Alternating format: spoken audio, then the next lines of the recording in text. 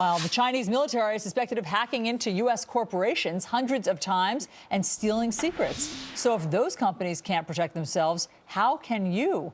Morgan Wright is a cybersecurity analyst and CEO of Connected to the Case. He joins us now. Hi, Morgan. Hi, Alisyn. So that's a great question. I mean, obviously, the Chinese are using, I assume, some sort of sophisticated technology to hack into the Department of Defense, or to try to, and various corporations' computer systems. But can we assume that lower-level criminals are taking a page from them?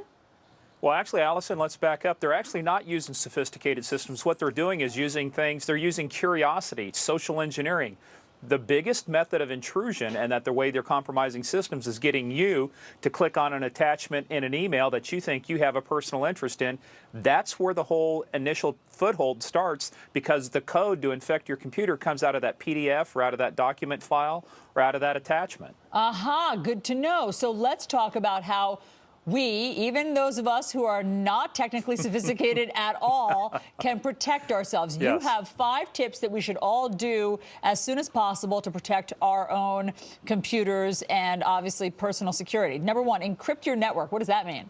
Well, a lot of people at home now have wireless networks. They have wireless routers, and a lot of these are unsecured, or they don't use very strong passwords, and that'll be one of the other tips. But always encrypt your networks, your wireless networks between, if you've got iPads, iPhones, Androids, laptops, your desktops. Make sure, because not only for your own safety, but there are a lot of documented cases of people, especially when you live in big apartment buildings, people using your networks to commit crime. So protect yourself, but protect yourself against other people by encrypting your home wireless network. Okay, you brought up passwords. You say generate strong passwords. What does that mean?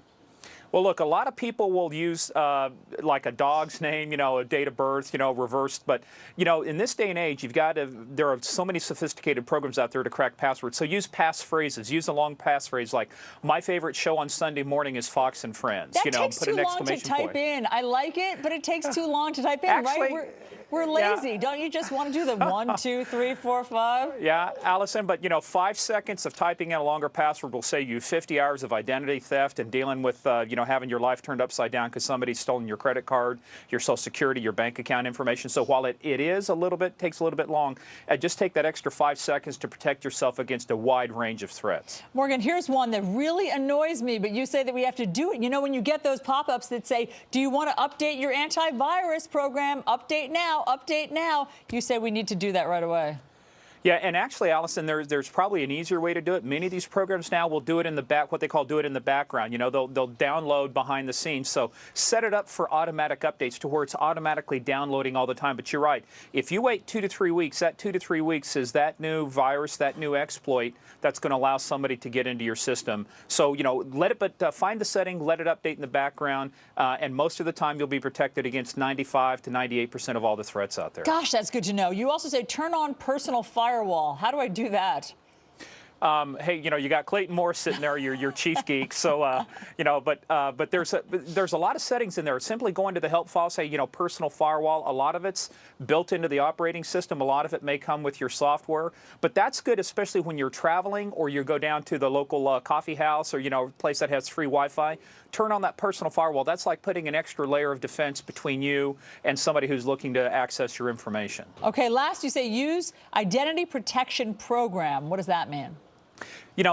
I have to tell you, as many steps as I take to protect myself, my credit card here a while back, somebody over the last 6 months took my number, physically duplicated the card and used it down in Miami while I was in North Carolina.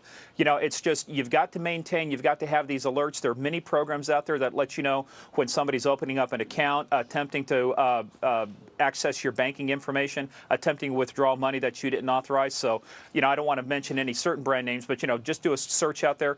That's a way you can proactively protect against people accessing your personal information, especially your identity. Once you lose that identity, once that's out in the Ethernet, it's very difficult to get it back. No, you're so right. And I think credit cards have gotten a lot better about calling you when they suspect sort of a flurry of activity. Very quick, very quick. I usually have to admit, no, that's me. But Morgan Wright, thanks so much for the great tips. I'm going to do them today. Yeah, you bet, Alisyn. Thanks. Thanks.